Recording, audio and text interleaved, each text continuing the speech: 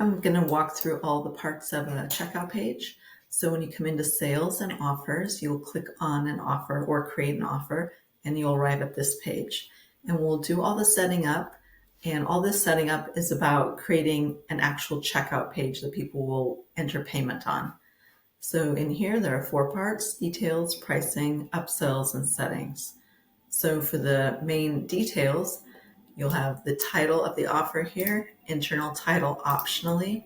Description is actually not going to be on the checkout page. That's only going to be needed if you're going to have a store page that has a page just full of offers on it. So that's what that description will be about. And try to keep it to 1 or 2 lines. Otherwise, the formatting on the store page is not so pleasant. And optionally, you can put a photo in here. And you can see the dimensions are 1280 by 720. If you try to put a photo in that aren't those dimensions, it's probably going to get cut off and not look so good. So you can always go into Canva and resize whatever photo you want to use to this. I mean, it's not unusual to just use your logo as long as you put it on this size inside Canva or other place. And as far as products, if you're just doing all your sessions over Zoom, you actually don't have a product. The product area will be for later on when we're doing our online program. They'll actually be paying a fee and then receiving this particular product that they have to log into Kajabi to access. But because we're having people go to Zoom to do all your one-on-ones, then you actually won't be entering a product there. So you don't have to click anything here. From here, you can have them go to a landing page. Optionally, you can have them go to this library. If you have an online program, you'd have them go straight to the library to access it. But in the case of purchasing a Zoom, they're going to go to a checkout page, enter payment, and then arrive at a thank you page. And on that thank you page is where you'd have, here's the link to schedule a Zoom. So I actually would have that thank you one-on-one Zoom, and I would have this set to none, because I don't want them to receive an email from Kajabi that says, here's your login information. So I'm going to keep that on none. And then down here, I can optionally put in an email that they are going to be receiving post-purchase. And I like to make my emails over on marketing and email campaigns, created over there, and then connected over here. There is an option, as you could see, there is an automation where you can, when offers purchase, send an email, and you can type it in here. Now the problem with that is that I can't see any analytics from it. I can't see who received it. I can't see who clicked on anything, who opened it, nothing.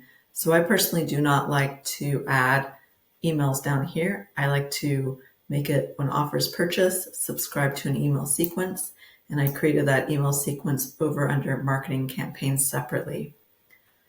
Next, I'll come over to,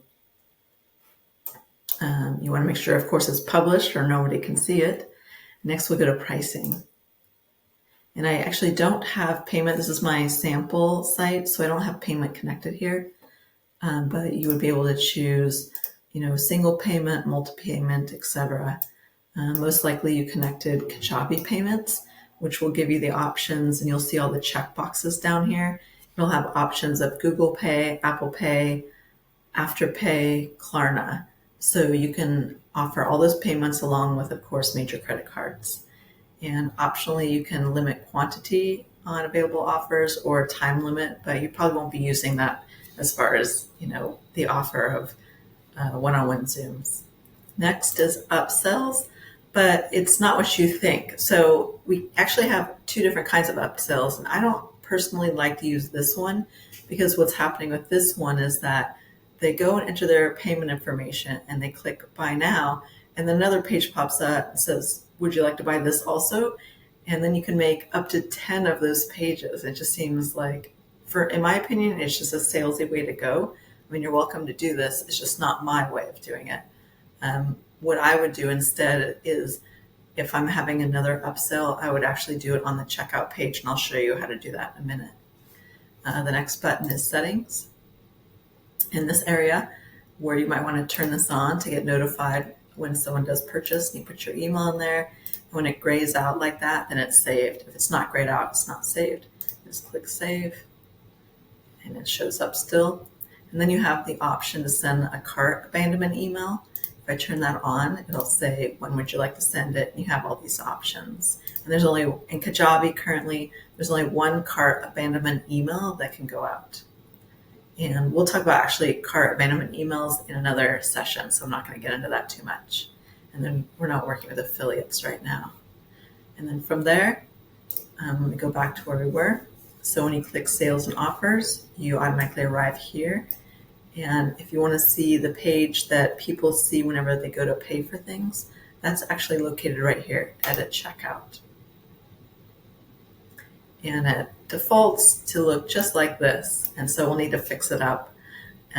First thing I like to do is get rid of this banner. You certainly could upload something up here, but I would suggest also pulling up your website and looking at it on mobile, because oftentimes this does not translate to mobile. So I personally like to just click on it, it pops up, and just disable that banner. And it looks like that.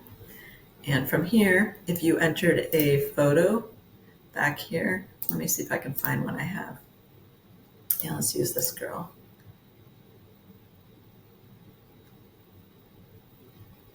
So that photo's there, save that. And then now when I go to checkout, the photo's now there. You saw a minute ago it wasn't there. So optionally, you can have this photo here. If you decide you don't like it, you can also click here and then just remove it.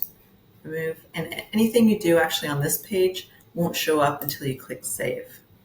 So there we go. From here, you can include all kinds of information, which we'll talk about in another lesson. And then over here, I like to go to form fields and make sure you collect the name. And then I like to go to additional settings, and it's your choice, which we'll also talk about in another session, about password collection and service agreement. I personally like to move it to checkout form on the bottom. It defaults when you first get this checkout page, it'll default at the top. I like to move it to the bottom. That way it's going to show this information on top of this information. And again, look at it on mobile, make sure you love it that way. And for footer, I like to just move it to footer and set up my privacy policy, any terms of conditions over in the navigation area, and then it'll automatically show up down here. And then because you put in the price, that'll show up over here, and all this other stuff we'll talk about another time.